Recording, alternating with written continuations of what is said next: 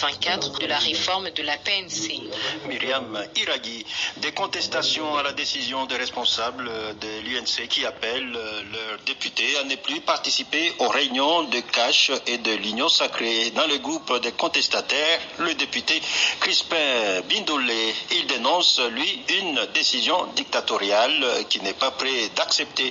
On l'écoute au téléphone de Trésor Kiyombo. Nous avons été surpris d'apprendre qu'il y a quelqu'un qui demande aux députés de suspendre leur participation au groupe parlementaire CASH. Nous sommes membres du groupe parlementaire, nous avions choisi le groupe CASH, ce n'était pas un secrétaire ou qui que ce soit qui nous avait envoyé là-bas. Nous avons été aussi surpris d'apprendre qu'il y a quelqu'un qui se dit secrétaire et puis il demande aux députés de quitter même l'union sacrée. Il oublie que l'adhésion à l'union sacrée, l'engagement à l'union sacrée est individuel. Moi je suis député national, je ne serai pas le seul à rejeter, j'espère qu'il y aura d'autres aussi qui vont rejeter parce que ce n'est pas statutaire. Est-ce que vous avez officiellement saisi le secrétaire général pour lui exprimer votre désapprobation? Moi je ne peux pas le saisir, je vais saisir le président national. Ça, c'est ça notre règlement. N'êtes-vous pas en train de créer une fronde au sein du parti de Vital Kamerhe? Il n'y a pas de fronde, c'est la mégestion même du parti au niveau national qui pose problème.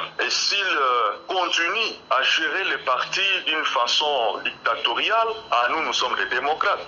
Un démocrate ne peut pas composer avec un dictateur.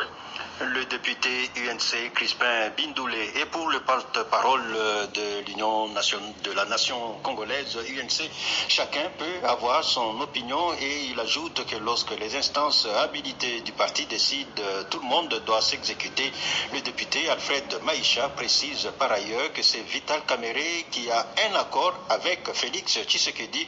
Pour lui, la décision du secrétaire général du parti relève de la fidélité. On l'écoute au téléphone de Trésor Kiyombo. L'autre cadre du parti, pour tel ou tel intérêt personnel lié à lui, ne pas opiner de la même manière que ces organes-là, mais son opinion ne vaut pas. Donc, en tout cas, en ce qui concerne l'UNC, les dispositions telles qu'articulées dans le communiqué, la déclaration qui a été rendue publique, c'est ça la position que l'UNC a ce jour.